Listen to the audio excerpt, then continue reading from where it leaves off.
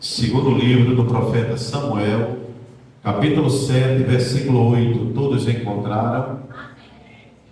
Diz assim a palavra do Senhor. Agora, pois, assim dirás ao meu servo, a Davi: assim diz o Senhor dos exércitos: eu te tomei da malhada, de detrás das ovelhas, para que fosses o chefe sobre o meu povo, sobre Israel. Amém? Meus irmãos, nós devemos ter muito cuidado quando nós formos fazer alguma coisa.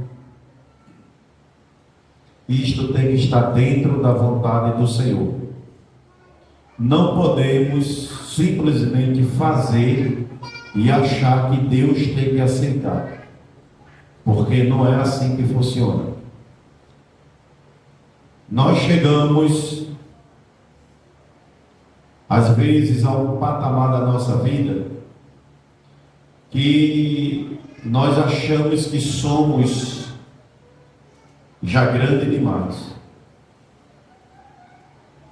E a gente começa a agir como nós fôssemos o Senhor e Deus é que fosse o servo.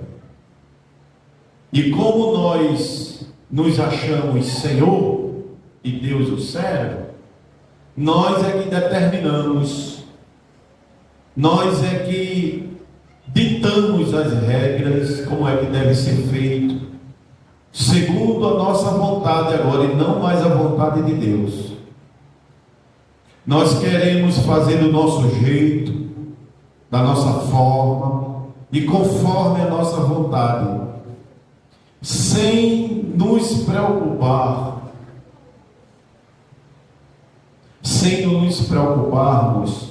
com o que Deus vai achar disto. Nós encontramos aqui, nesse relato bíblico, Davi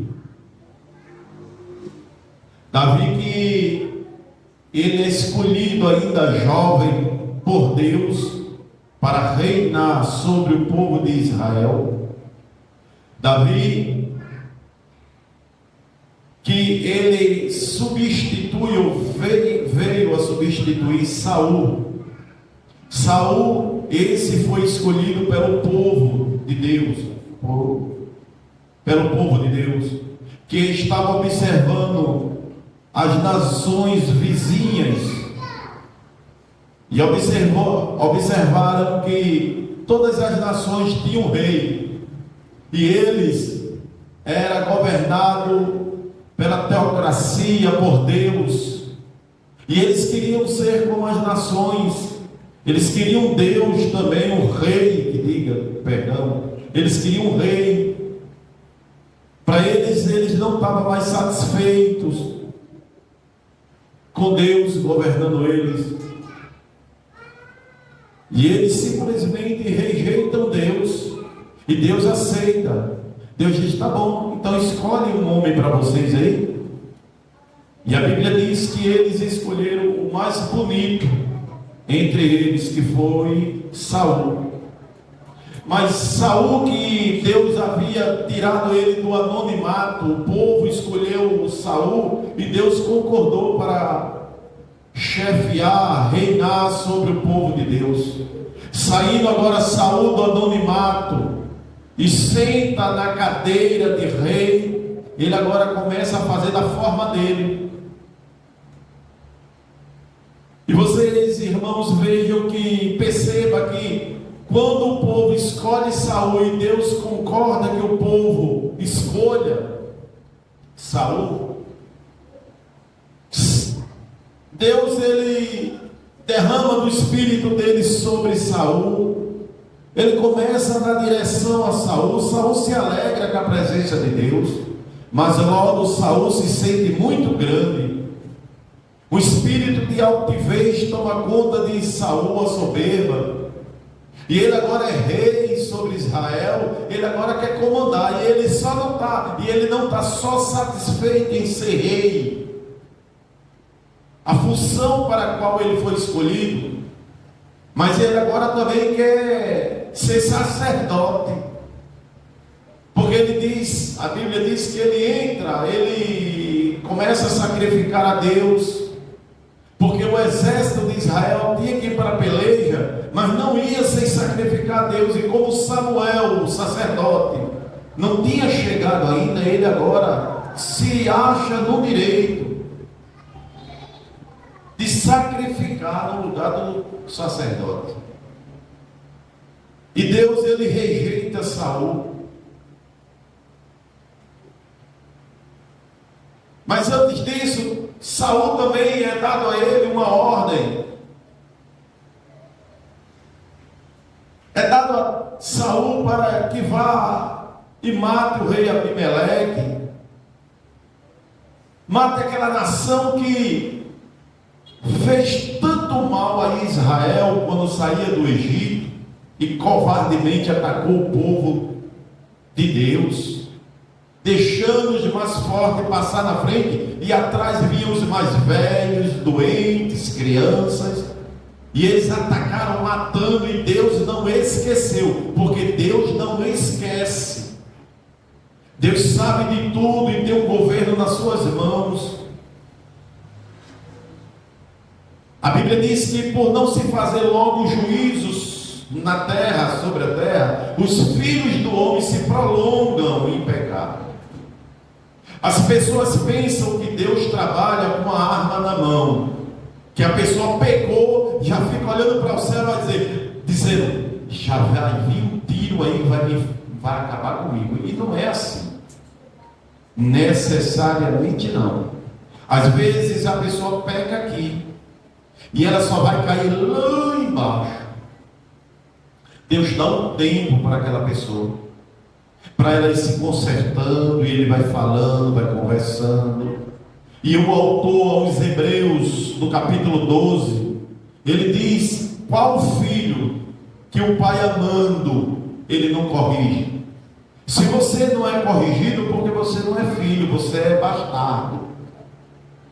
Então isso nos leva a entender que quando Deus está nos corrigindo, falando conosco, a palavra vem de exortação. Às vezes é uma palavra mais dura, às vezes Deus pega uma sandália e bate na gente, vem um sofrimento aqui, um sofrimento ali. É Deus nos amando, nos chamando a atenção para que a gente não deixe de ser filho. O ruim é quando Deus deixa de falar. Pronto, Ele já nos entrega a nossa própria sorte. Ficamos insensíveis ao Espírito Santo do Senhor. A Bíblia chama isso de mente cauterizada. Sabe o que é mente cauterizada? É a mente que perdeu aquela sensibilidade de ouvir o Espírito Santo falar. Antes, o Espírito Santo falava, a pessoa chorava, reconhecia seus erros e dizia, eu não faço mais, se consertava. Mas o tempo vai passando, a pessoa vai se acostumando com os erros, com as falhas. Deus não fulminou a pessoa, não aconteceu nada de que ela pudesse dizer, foi um desastre na minha vida. Aí continua errando. A mente fica cauterizada, insensível, já não sente mais a voz de Deus. Deus fala através da palavra, o Espírito Santo usa alguém, fala, mas a pessoa é mesmo que nada. Antes chorava, se arrependia, mas hoje já não sente mais nada. Mentes cauterizadas, a Bíblia chama isto. Sabe o que é aquele boi que as pessoas pegam elas e marcam ela com ferro quente? Quem já viu isso? Pega o ferro, com as iniciais do nome, a letra, alguma coisa que simbolize o seu dono, ali tem uma marca registrada do seu dono, e marca o ferro ali, no fogo, fica ali bem quente. E quando o fogo entra dentro do ferro mesmo, que ele fica vermelho, aí a pessoa pega ali e encosta no gado. Aquela parte que ele encosta fica ferida, inflama, aí depois ela sara, fica ali curado, só que aquela parte que foi ferrado ali, o ferro encostou quente, aquela parte fica insensível. Você pode tocar ali, o boi não sente mais nada, o animal, porque ficou insensível. Quando a Bíblia diz que a mente cauterizada é isto, é como uma parte do nosso cérebro fica insensível à palavra do Senhor, já não ouve mais, já não escuta mais, já não se arrepende. Deus fala, usa um, usa outro, e a pessoa já não sente nem mais remorso, quanto mais arrependimento, porque existe diferença entre remorso e arrependimento. Aparentemente eles são muito parecidos, remorso e arrependimento, mas tem diferença. O que é remorso? Remorso é quando você faz algo de errado e alguém lhe adverte do seu erro, e você escuta aquilo ali, analisa, e você reconhece que aquilo que você fez não foi correto, e você pede perdão, você chora, e você diz, promete nunca mais a fazer aquilo. Só que depois, com o tempo, você torna a fazer. Isso foi remorso, porque na hora você foi sensibilizado, tocado, que errou, reconheceu o seu erro, chorou, se arrependeu, prometeu não fazer, mas tornou a fazer. Você teve um remorso. E o que é arrependimento? É parecido. Você faz algo de errado, você é advertido pelo erro, e você chora, se arrepende, promete nunca mais cometer aquele erro, e você cumpre a sua palavra, você nunca mais torna a fazer. Isso é arrependimento. Mas nós temos que ter cuidado com isto. Saul, ele foi advertido. Olha, aquele povo, mataram o povo de Deus quando saiu do Egito, e agora o tempo passou e Deus guardou aquilo. Deus guardou aquele episódio. E agora, quando o povo pede Saul para ser rei, o povo tem um rei. Saul já tem feito muitas coisas que Deus não tem se agradado. Aí Deus diz para Saul: tá bom, agora tem uma ordem para você executar. Pois não, Deus, mata aquele povo, mata os amalequitas. Agora tem uma coisa: não deixe ninguém vivo, nem os animais, nenhum animal deixe vivo.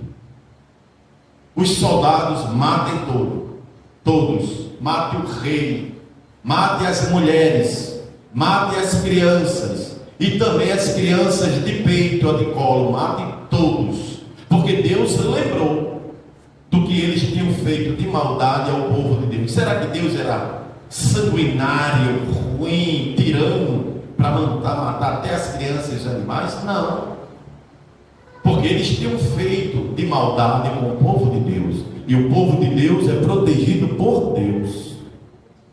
Eles deixaram, quando o povo de Deus saiu do Egito e foram passar pelas terras deles, eles disseram: pode passar. Os homens mais fortes na frente, eles disseram: pode deixar passar, pode passar, e deixaram passar. Mas atrás vinham os velhos, os doentes, as crianças. Eles atacaram covardemente, e Deus viu.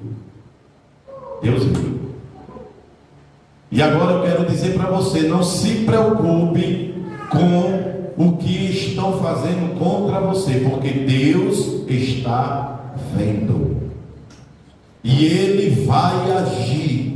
Deus vai agir. Não adianta usar de maldade, de mentira, de esperteza, porque Deus está vendo todas as coisas, tem o controle de todas as coisas. Ninguém engana Deus, e também ninguém ganha para Deus. E Deus guardou, e nesse momento agora Deus chega para Saul e diz: vai lá e executa todos, acaba, elimina todos. E a história vocês sabem, está contada em Samuel, que diz que Saul poupa o rei, poupa algumas ovelhas, animais gordos, e aquilo ali foi bastante. Deus rejeita Saul. Saul agora é rejeitado por Deus, e Deus diz a Samuel: vai lá na casa do belemita, vai lá na casa de Jessé, que eu já tenho uma pessoa que eu escolhi para ser rei. Deus agora escolhe outro anônimo para ser rei, aquele que não estava em evidência, aquele que não estava em cima do pódio, aqueles que os holofotes não estavam refletindo, mostrando ele, aquele que o nome não estava nas redes sociais, não tinha muitos seguidores, aliás, não tinha nenhum seguidor, aquele que não estava ali sobre os olhares humanos, recebendo aplausos, aquele que não tinha ninguém que o invejasse, que quisesse ter o que ele tinha, até porque ele vivia uma vida muito humilde, ninguém nem conhecia, não via ele, não sabia, não era citado o seu nome sequer, não estava nas agendas, não estava lá no cartaz de cantor, de pregador, não estava na programação dos eventos. Foi esse que Deus viu e escolheu. Estava distante, anônimo dos olhos humanos, mas bem pertinho dos olhos de Deus.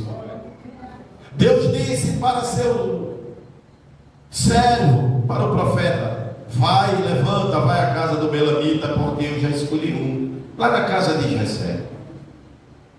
E agora ele vai, chegando na casa de Jessé, o pai de Davi, ele começa agora a ver homens fortes, bonitos, vistosos, que ao ver do homem, do profeta, ele diz: esse aqui certamente será o rei para Israel que Deus escolheu. Mas Deus na mesma hora disse para ele: não é esse que eu escolhi. Então o profeta disse: mas tem outro tão belo quanto o primeiro. E disse: certamente será esse, o segundo. E Deus também disse a ele: também não é esse. E assim sucedeu com os demais que estavam naquela casa. O profeta agora, sem entender, porque vendo os olhos dele, homens tão belos, formosos, que certamente servia aos olhos do profeta, servia para ser rei de Israel. E ele fica sem entender e diz: tem mais alguma pessoa nessa casa? Tem mais alguém aqui ainda? Oh, coisa linda! Deus vê o que o homem não vê ou não quer ver. Não adianta esconder aquilo que Deus já colocou o olho, porque ninguém consegue esconder. Deus, quando escolhe, pode estar longe, fora, no anonimato. Deus escolheu, está escolhido, e Ele vai te apresentar. É Ele que apresenta. Tem alguém ainda aqui? Tem da tua família? Tem alguém? E o pai de Davi, Jessé, disse: tem. Mas nem o pai de Davi acreditava em Davi, porque ele disse assim: ele primeiro não mandou chamar, porque não era filho. Poderia ter mandado chamar o seu filho, então não chamou. Então o pai de Davi também achou que aqueles que estavam na casa seriam também ali escolhidos. Eles poderiam, tinha todas as condições também, ao ver o olhar do pai de Davi, aqueles filhos deles que estavam ali na casa, qualquer um daqueles também tinha todas as condições. E quando Samuel, o profeta, pergunta se havia ainda outro filho, alguém mais, ele disse: tem, mas falou, não tem assim como que diga, não, esse não pode ser esse. Tem um que toma conta das ovelhas. Ora, ele perguntou se ele tomava conta das ovelhas. Ele perguntou qual era a função dele, qual era o grau de instrução, se ele tinha curso de teologia, se ele tinha doutorado, anel no dedo, qual era o valor da conta bancária dele, se ele era alto, bonito, era a cor do cabelo, dos olhos dele, se ele tinha uma boa dicção, se ele tinha uma boa oratória. Não, ele não perguntou nada disto, mas o pai fez questão de dizer, como que diga: não, esse aí, digo que tem um filho porque você está perguntando, mas esse não pode ser. Eu tenho, mas ele está cuidando das ovelhas, dos animais, ele está fazendo um serviço que os outros meus filhos não é para fazer, então ele faz. Não é apropriado para esses meus filhos que eu julgo ter todas as condições para ser rei de Israel, como o Senhor mesmo, profeta, também certamente acha que ele tem todas as atribuições de ser rei. O que está lá tomando conta das ovelhas não tem essas atribuições dele. Aí o rei disse: então eu só vou comer desse pão aqui que está na mesa quando ele chegar. Não se preocupe, porque o que é seu ninguém vai tocar. E na mesa do Senhor, o banquete, Deus só vai deixar tocar alguém, experimentar do banquete dele quando você chegar, porque é você que Deus escolheu. Não se preocupe. Não se preocupe. Agora nós temos que ter consciência de uma coisa: que Deus nos escolheu, mas nós não somos para ficar arrogantes, soberbos. Porque a Bíblia diz que Deus, o mesmo Deus, que Ele pega o humilhado e exalta, Ele também é o que pega o exaltado e derruba, bota lá embaixo, humilha. Temos que ter esse cuidado. Temos que ter esse cuidado. Manda chamar Davi. Davi veio, e a história vocês sabem. Davi foi escolhido, ungido rei, e ali ele fica aguardando o tempo dele de sentar no trono. E quando Davi senta no trono, Saul já é morto. Davi ganha várias guerras, ele elimina quase todos os seus inimigos. A Bíblia diz que havia paz.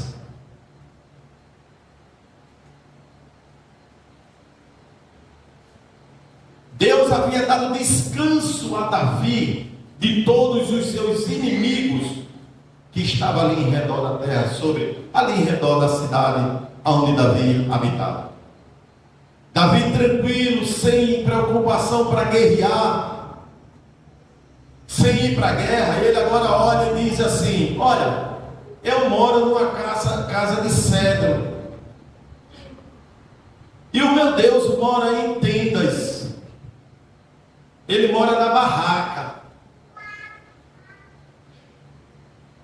Eu quero fazer uma casa para o Senhor também, assim como a minha casa é confortável, tem segurança. Eu quero fazer uma casa de cedro, porque eu moro em casa de cedro. O cedro era uma madeira que trazia muita segurança, beleza, madeira cheirosa, madeira nobre, madeira que era resistente, madeira que crescia muito.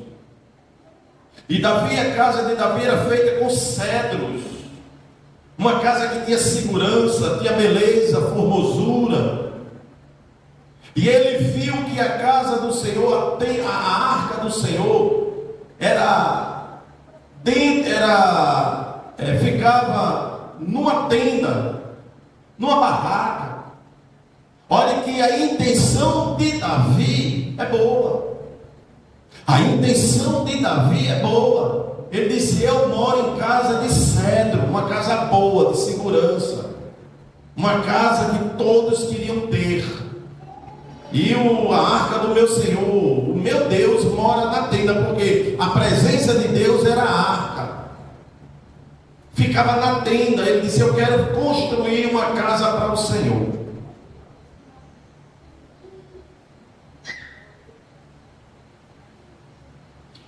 O profeta Natan, que era o profeta da época, ele escuta aquilo e diz assim: faça tudo o que estiver dentro do seu coração. Olhe, até Natan percebeu que Davi estava com uma boa intenção para fazer uma casa para o Senhor. E o profeta Natan aqui, ele errou, porque também ele se precipitou e disse, ele não consultou a Deus. O certo era ele consultar a Deus, porque tudo que fizermos devemos fazer mediante autorização e a ordem de Deus. Nós devemos ouvir a Deus, orar a Deus, consultar a Deus, falar com Deus. E o conselho que eu dou à igreja é que tudo que for fazer, ore a Deus primeiro. E ore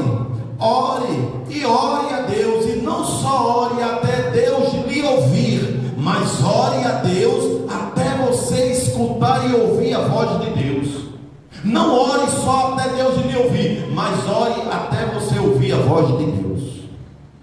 O profeta Natan, ele chegou e disse: faça a casa. Isso que esse propósito do seu coração é muito bom, é justo, faça. Ora, Deus. E quem disse que Deus gostou? Às vezes estamos fazendo coisa e achamos que Deus não vai se importar, porque até a nossa intenção talvez seja até boa, é até louvável. As pessoas vão olhar e vão elogiar, a igreja pode até elogiar, o profeta, o pastor pode até elogiar, parabenizar pela sua atitude, mas isso não é o suficiente. Quem tem que se agradar é Deus, porque não fazemos para o homem, não fazemos para a igreja, não fazemos para pastor ver e nos retribuir, recebermos reconhecimento, mas fazemos para Deus, que é o dono da obra, e é a Ele que devemos agradar, é a Ele que devemos perguntar. Não podemos fazer de todo jeito, não podemos fazer da forma que nós queremos. Olha, nós temos um costume, lógico que toda regra tem suas exceções, eu não estou generalizando, porém, muitos de nós, ou alguns de nós, temos um defeito muito grande. A gente falta em tudo em Deus, queremos fazer do nosso jeito, e depois a gente, para querer agradar e dizer a Deus: olha Deus, como eu sou bom, olha a igreja, como eu sou bom. Aí a gente faz uma coisa bem bonita para a igreja. Eu quero dar isso aqui para a igreja, para a obra. Eu dou meu dízimo bem certinho. Eu dou o dízimo maior, quem dá é o meu. Eu dou uma oferta bem grande. Eu quero fazer, eu faço questão que todos vejam. Eu faço feito aquele culto que Jesus estava pregando. O gasofilácio estava assim, e Jesus, na hora das ofertas, eles viam os comerciantes com os dinheiros na mão, apresentando, e levantava assim e colocava lá e depositava no gasofilácio. Mas aí naquele culto tinha uma irmãzinha, uma viúva, que se levantou e colocou uma moedinha. Aí Jesus tocou nos discípulos, chamou assim e disse: olha, está vendo aquela senhorinha ali? Aí eles disseram: sim. Está vendo a oferta que ela deu? Eu vi, Senhor, uma moedinha, não foi? Ele disse: perfeitamente. Tem mais valor do que todas essas ofertas que esses comerciantes deram, levantando para cima ali, mostrando aquelas ofertas que eles deram. A dela tem mais valor do que ele, juntando a deles todas. Sabe por quê? Não é a quantidade, mas é a qualidade. A qualidade que nós damos para Deus, fazemos para Deus, ofertamos para Deus, é isso que importa para Deus. Nós devemos ter muito cuidado em fazer para Deus e dizermos assim: ah, eu já fiz desse jeito, eu já fiz muito, aí eu vou fazer, eu vou recompensar. Não estou fazendo, mas quando eu fizer, eu vou fazer de uma forma que a igreja vai bater palmas para mim. Deus não está se importando com isso.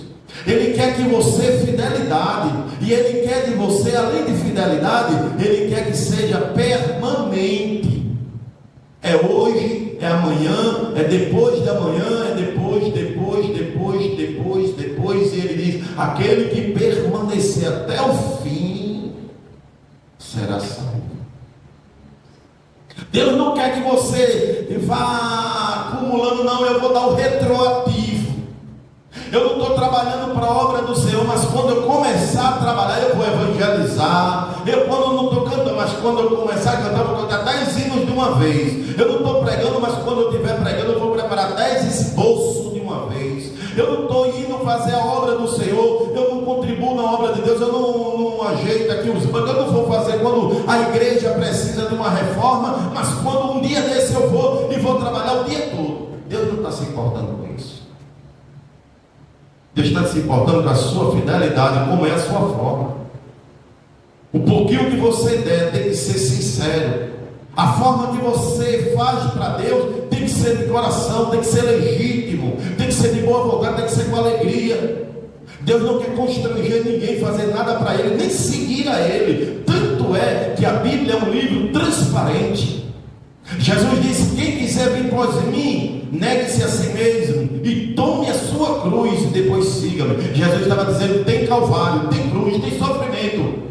No mundo tereis aflições.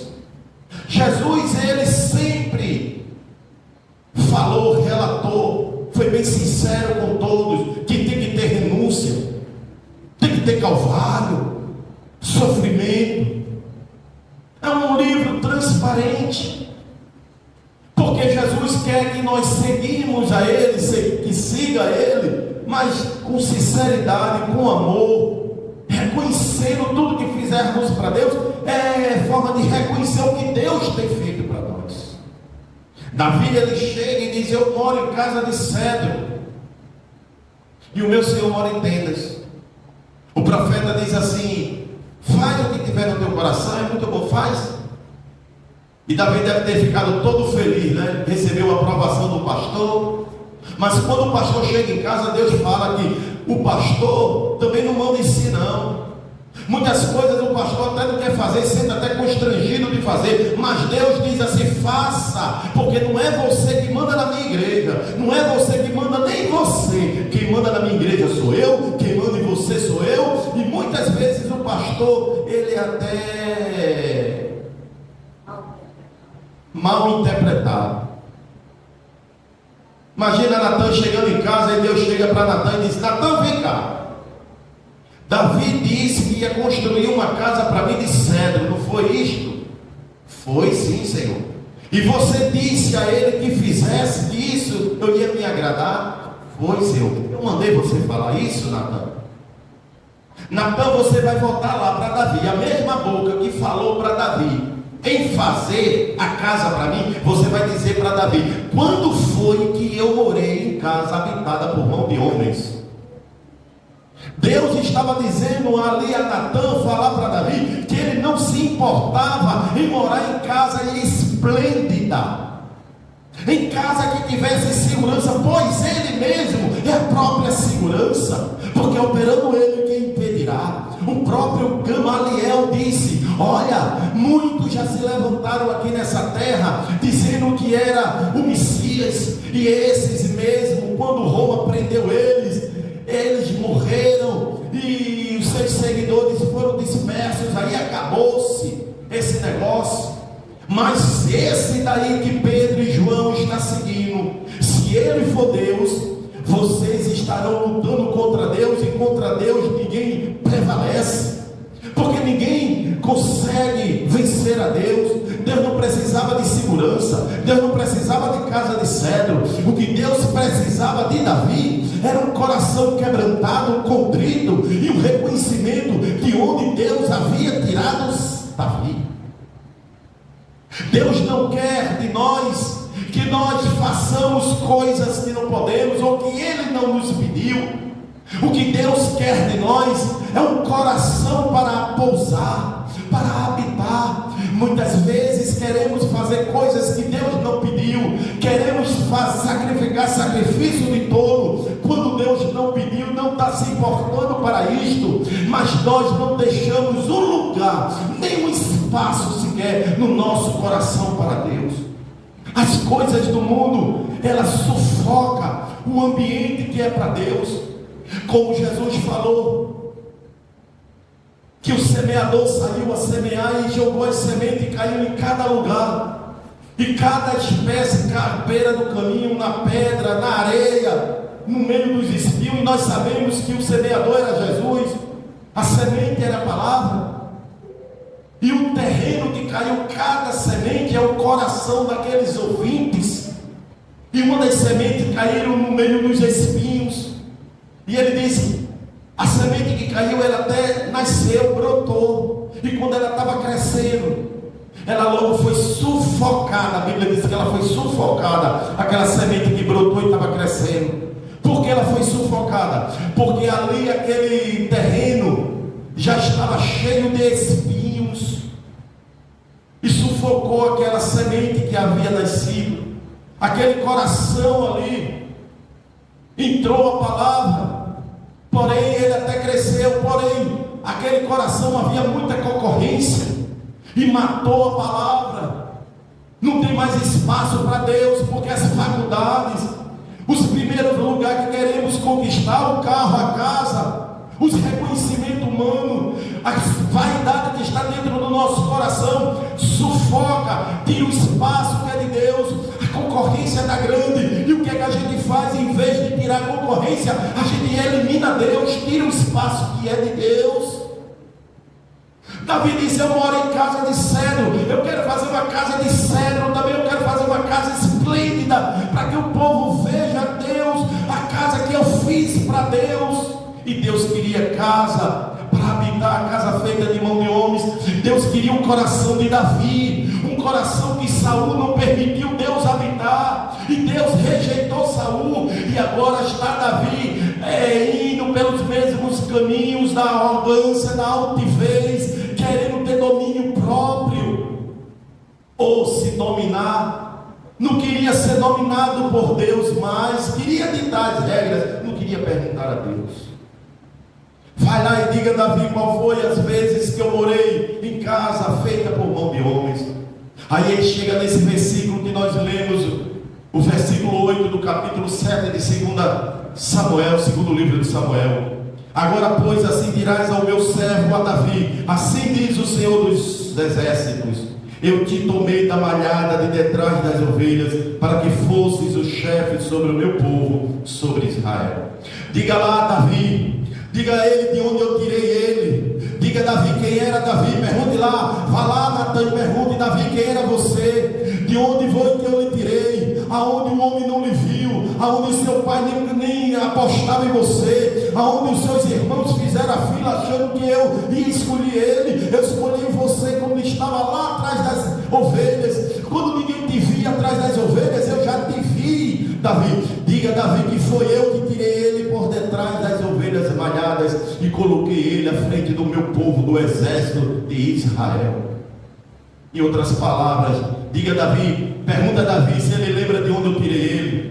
Pergunta a Davi se ele lembra quem ele era. A pergunta que eu faço nessa noite para nós: você se lembra de onde Deus lhe tirou? Você lembra quem você era? Quem éramos nós, irmãos, quando Deus chegou na nossa vida? Quem éramos nós?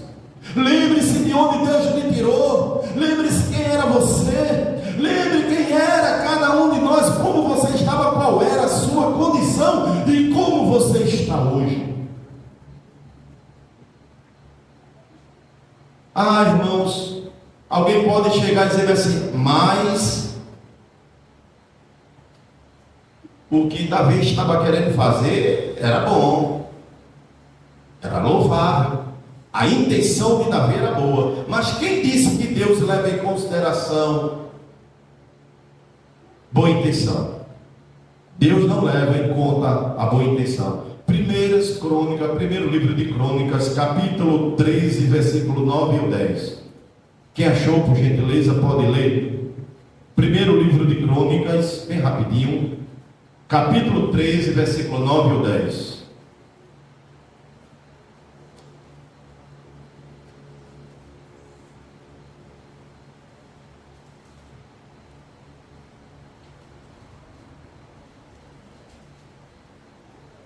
Encontrado? Primeiro livro de Crônicas, capítulo 13, versículo 9 e o 10. Vamos. Chegando a era de Quidom, estendeu a sua mão para segurar a arca, porque os bois tropeçaram. E então se acendeu a ira do Senhor contra Uzá, e feriu estendida a sua mão a arca, morreu a mão perante Deus. E chegando a ilha de Quidom, estendeu Uzá a mão para segurar a arca, porque os bois tropeçavam. Então se acendeu a ira do Senhor contra Uzá e o feriu, por ter estendido a mão à arca, morreu ali perante Deus. A levada pelos filisteus, levaram, numa guerra levaram, e lá ficou. E depois Deus feriu aquele povo, e eles rejeitaram a arca, e ficou na casa de Obed-edom. E ele foi muito próspero. Então Davi chegou e disse: eita, então o problema não é com a arca, e vai buscar. E coloca em carros de boi novos. Diga-se de passagem, ele não pegou um carro qualquer já usado, velho, sujo. Ele pegou novos. Mas a arca não era para levar em carros de boi, era para ser levado pelos sacerdotes levitas. Pelos levitas. Primeiro erro foi esse. Não era para levar em carro de boi.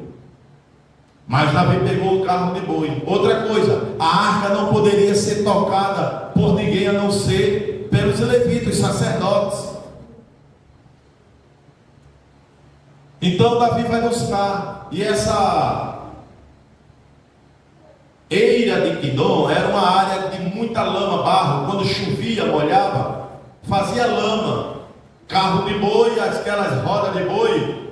A arca estava no carro de boi, e quando ela passa, balança, a roda na lama começa a empancar ali, atolar, e o carro de boi, ele cede uma parte e a arca escorrega. E para não cair a arca no chão, um jovem vai lá e segura a arca, para não cair na lama. Ele foi segurar. Olha, ele não teve a boa intenção, não teve.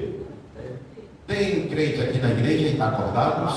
Diga só amém para eu saber. Amém. Sim, porque se estiver dormindo, eu falo bem baixinho para não acordar ninguém. Está um silêncio que eu até estranhei.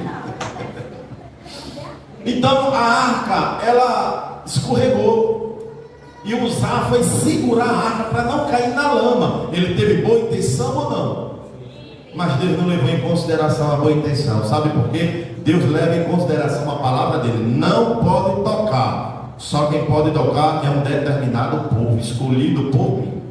Quando ele tocou, foi fulminado. Ele morreu na presença de Deus ali mesmo. Deus não leva em consideração boa intenção. Davi disse assim: eu moro numa casa de cedro, eu quero fazer para Deus. Mas Deus não pediu casa a Davi. O que era para Davi era outras coisas, e nós temos que ter essa consciência. Senhor, o que tens para mim? Qual é a tua vontade para a minha vida? Porque eu quero fazer aquilo que te apraz, eu quero fazer aquilo que te agrada, e não que agrada a nós. Mas a gente quer inverter a ordem das coisas. Queremos fazer o que nos agrada e não nos importamos com o que Deus está se agradando. A gente fazendo isso, nós nos colocamos como Senhor, e agora Deus fica como servo. Vai dar certo isso? Por favor, o primeiro livro de Samuel, capítulo 15, versículo 22. Deus, ele se agrada que nós sejamos obedientes. Obedientes. Primeiro livro de Samuel, capítulo 15, versículo 22. Quem encontrou, por favor? Porém Samuel disse: tem porventura o Senhor tanto prazer em holocaustos e sacrifícios, como em que se obedeça a palavra do Senhor? Eis que obedecer é melhor do que sacrificar, e o atender melhor é do que a gordura de carneiro. Muito bem. Porém Samuel disse: tem porventura o Senhor tanto prazer em holocaustos e sacrifícios como em que se obedeça a palavra do Senhor? Eis que o obedecer é melhor do que o sacrificar, e o atender melhor é do que a gordura de carneiros. Olha para essa pessoa que está do teu lado com bastante respeito e diga assim: é melhor obedecer a Deus. Diga de novo: é melhor obedecer a Deus. Aleluia. Se Davi tivesse consultado a Deus, ele não teria ouvido isso da parte de Deus. Eu te tirei, Davi, de atrás das ovelhas malhadas. Davi, veja de onde eu te resgatei. Quem era você, Davi? Como é que agora você quer fazer o que você quer e não o que eu quero e te ordeno a fazer, Davi? Agora, pois, assim dirás ao meu servo a Davi, assim diz o Senhor dos Exércitos: eu te tomei da malhada de detrás das ovelhas para que fosse chefe sobre o meu povo, sobre Israel. Lembre-se de onde Deus lhe tirou. Quem éramos? Dá para você lembrar quem era você? De onde Deus nos tirou? Como estávamos? Aonde estaríamos se não fosse Deus? Alguns de nós nem estaríamos mais vivos pela vida que nós levávamos. Os nomes que chamavam de nós para nós, os adjetivos que diziam de nós, como estaríamos, irmãos, se não fosse Deus? Que tivesse nos tirado ali desse anonimato ali do mundo, porque no mundo éramos só mais um. Mas Deus chegou, Deus nos tirou lá, daquele mundo perdido, aonde éramos só mais um no meio dos perdidos. Deus nos viu. E como é que nós estávamos? Os apelidos que chamavam, os juízos de valor que faziam de nós, lembra? Como lhe falava de você, dizia que você era, como você estava. Será que você estava vivo? Será que você tinha uma família? Será que você tinha um nome como você tem um nome hoje? Será que você era respeitado, respeitada como é hoje? Será que você sentia, ou teria sentido, ou estaria sentindo a alegria e a paz que você sente hoje? Será que você estava sobre o esconderijo, no esconderijo do Onipotente hoje, descansando sobre a sombra dele, como você está hoje? Você antes, como era que estava desprotegido? Você estava vulnerável aos ataques de Satanás. Éramos acorrentados pelo pecado. Não tínhamos força para sair do pecado, mesmo que quiséssemos. Lembre-se de onde Deus nos tirou. Aí agora, quando Deus nos tira, a gente fica com uma altivez muito grande, arrogante. Parece que somos senhores e Deus é servo. Fazemos algo para Deus e já sentimos que já fizemos muito. Eu fui para um culto semana passada, hoje eu não vou mais.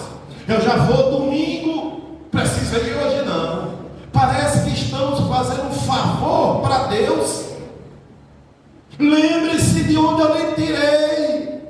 Lembre-se o que você me pediu uma vez, chorando, que era o desejo do seu coração que eu lhe dei. Lembre-se quantos livramentos eu lhe dei, quantas vezes eu cheguei primeiro e eu botei a minha mão sobre você e disse: aí não toca, sai, deixa em paz, e você está aí para contar a história.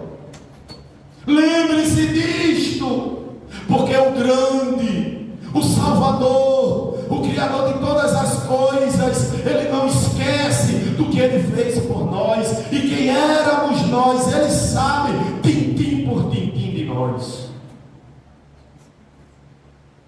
Lembre-se disso, lembre-se disso. Diga a Davi que eu tirei ele por detrás das ovelhas malhadas. Diga a Davi pergunta a ele quem ele era.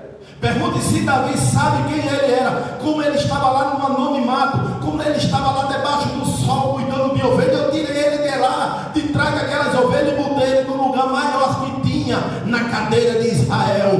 Deus nos fez sentar em cadeiras de príncipes, irmãos. Lembre-se disso.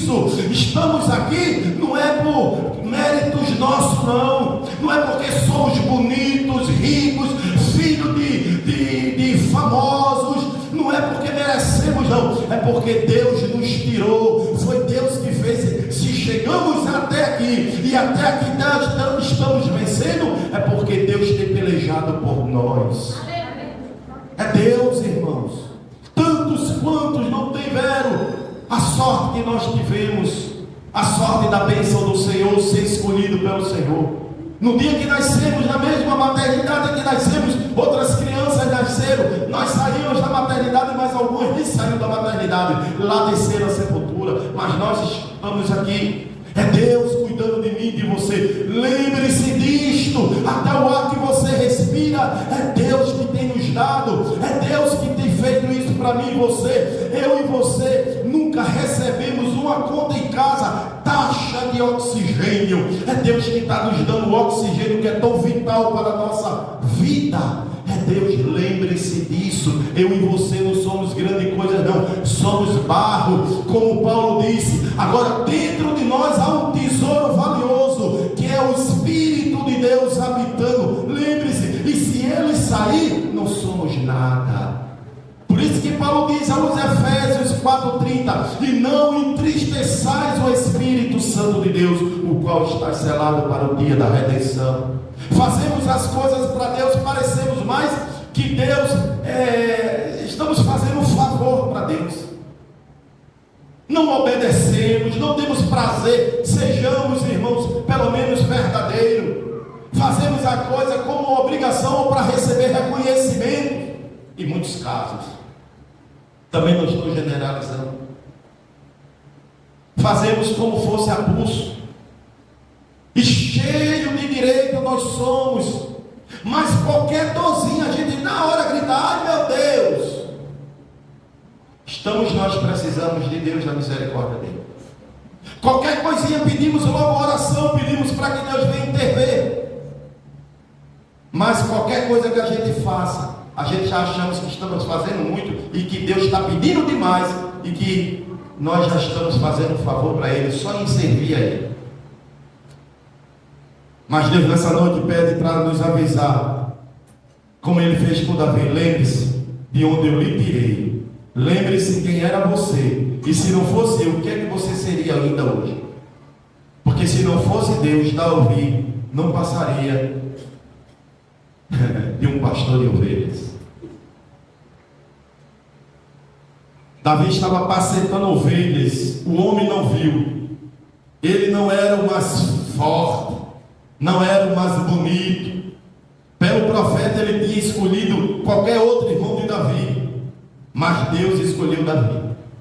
Nós não tínhamos pais famosos, não éramos os melhores da nossa rua, da nossa cidade, não éramos famosos, não tinha riquezas. As pessoas olhavam para nós e passava até de lado, não fazia questão nenhuma pela nossa presença, não era assim? Mas Deus nos viu e nos escolheu. Lembre-se que eu lhe tirei por detrás das ovelhas malhadas. Lembre quem foi que lhe tirou lá do mundo, tirou você do anonimato e lhe deu nome. Foi Deus. Salmo 40, verso 2, alguém pode ler? Vixe, a hora no instante passa, né? Salmos 40, verso 2, quem quer ir para casa diga amém. Vai já. Salmos 40, verso 2. Tirou-me de um lago horrível, de um charco de lodo, pôs os meus pés sobre uma rocha e firmou os meus passos. Tirou-me de um lago horrível, um charco de lodo, pôs os meus pés sobre uma rocha, firmou os meus passos.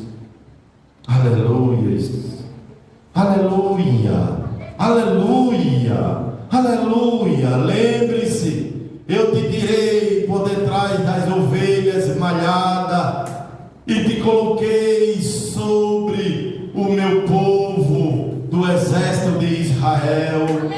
Aleluia. Tirou-me de um lago horrível, de um charco de lodo, pôs os meus pés sobre uma rocha, firmou os meus passos. Foi o Senhor que nos tirou do lugar onde estávamos, do anonimato, da miséria que vivíamos, do pecado, do charco de lodo de pecado. Foi Ele que nos tirou. Lembre-se disso.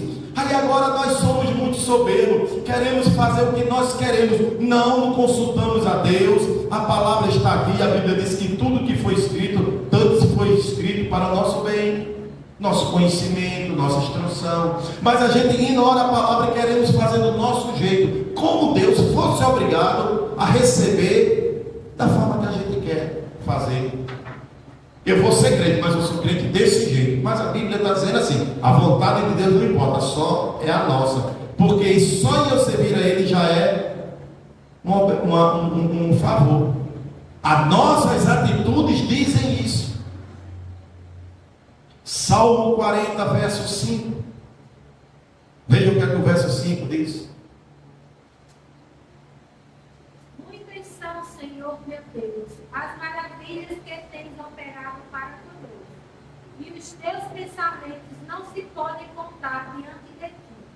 Se eu os quiser anunciar e deles falar, são mais do que se podem contar. Muitas são, Senhor meu Deus, as maravilhas que tem operado para conosco, e os teus pensamentos não se podem contar diante de ti. Eu quisera anunciá-los e manifestá-los, mas são mais do que se podem contar. Quantas coisas Deus tem feito por nós.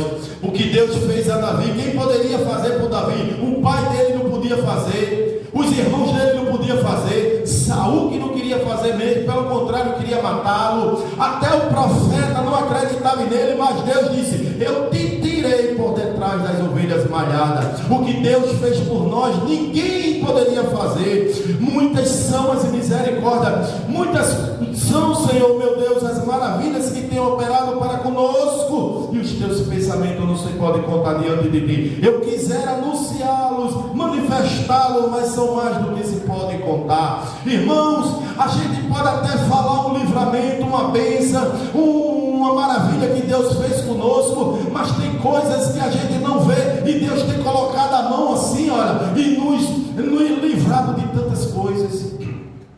Portas que se abriram, livramento que Deus deu, e a gente nem sabe, não chegou ao nosso conhecimento. E o salmista tem essa iluminação dizendo: eu quisera contar, mas são muitas as maravilhas que eu nem posso contar, Senhor. Lembre-se de onde Deus lhe tirou, lembre-se quem você era, seja melhor para Deus. Às vezes queremos fazer coisas que Deus nem está pedindo, mas o que Deus está pedindo para mim e você é um coração quebrantado, é um lugar para morar dentro do seu coração, para você reverenciar Ele na beleza e adorar Ele na beleza da sua santidade. Aleluia. Deus estava dizendo para Davi: Davi, te lembra de onde eu te tirei, Davi? Para que tu está querendo fazer algo que eu não te pedi? Tu não me consulta mais não, Davi? Estamos fazendo as coisas agora do jeito que a gente quer, não vai mais conversamos com Deus, não oramos com Deus. A gente vem para um dia de culto de oração, as igrejas são vazias, a gente separa alguns para orar, uns não oram, outro ora, um lê a Bíblia na hora que não é para ler a Bíblia, outro vai mexer no celular, como tivesse em casa, e ninguém pode reclamar.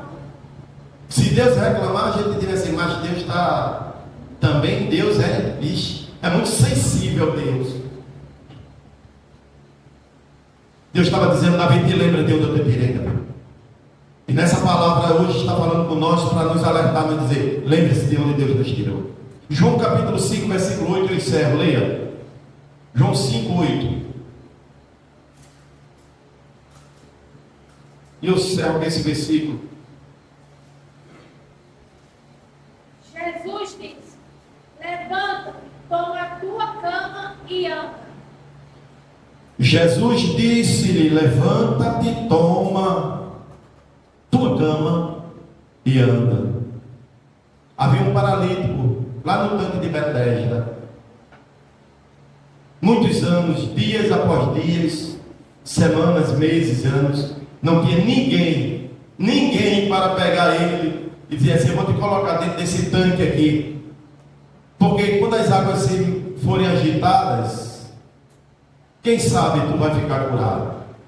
Ninguém olhava para ele, ninguém acreditava, ninguém dava importância para ele. Parece com nós, né, quando estávamos no mundo. Aí Jesus chegou para ele: queres ficar sã? Queres ficar bom? Não tem ninguém, Senhor, para me colocar, para se importar comigo. Ninguém se interessa por mim, ninguém tem dó de mim, ninguém nota eu aqui, eu sou mais um nessa multidão aqui. Parecia nós, irmãos, quando estávamos no mundo, acorrentado pelo pecado, no charco de lodo do pecado. Éramos só mais um anônimo no meio do pecado, do charco de lodo de pecado. Ninguém se importava conosco, ninguém de você. Aí Jesus chegou e disse para aquele homem aleijado, deficiente: toma a tua cama, levanta-te, toma a tua cama e anda. Agora, irmão, imagina aquele homem. Não é essa cama que nós temos em casa com pé, colchão, essas coisas não. Eram as camas que usava lá para botar o deficiente deitado ali no chão, tipo colchonete. Aquele homem se levanta agora com uma ordem do Senhor, pega aquela cama, bota nas costas e sai andando. Imagina por onde ele passava ali, as pessoas olhavam e diziam: eita, olha o aleijado que vivia na cama lá no tanque de Betesda. Ei, vem cá, quem fez isso contigo?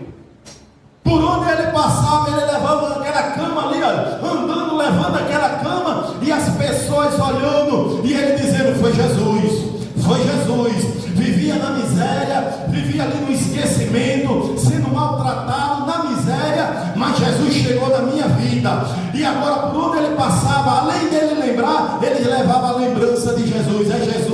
É Jesus que fez isso, foi Jesus. Ele chegava na rua, onde ele passava, por onde ele passava, quem parava ele, quem fez isso? Foi Jesus. Ele chegava na casa dele, dormia, comia, agora podia levantar todos os dias, andar para todo lugar, mas quando ele olhava para aquela cama, ele dizia: foi Jesus que me levantou daquela miséria. Lembre de onde Jesus lhe tirou, lembre quem chegou no momento que você mais precisava. Foi Jesus. Eu te tirei, Davi, por detrás das ovelhas malhadas, eu te tirei. Lembre quem você era. Que Deus abençoe a igreja. Jesus nos tirou, irmão, desse lugar, nos tirou do anonimato e agora fez ser conhecido lá no céu. Ele colocou o nosso nome no livro da vida. Éramos anônimos aí no mundo, mais um pecador, mas agora ele colocou, escreveu o meu e o seu nome no livro da vida. Éramos desconhecidos e anônimos aqui no mundo, na terra dos pecadores, mas agora somos conhecidos lá no céu. O céu sabe quem é você, o céu sabe quem sou eu, e um dia o nosso nome vai ser chamado. A trombeta de Deus vai soar e vai chamar o meu nome, vai chamar o seu nome. Angelical trombeta nesse mundo estrugir. 469, bora, toda igreja.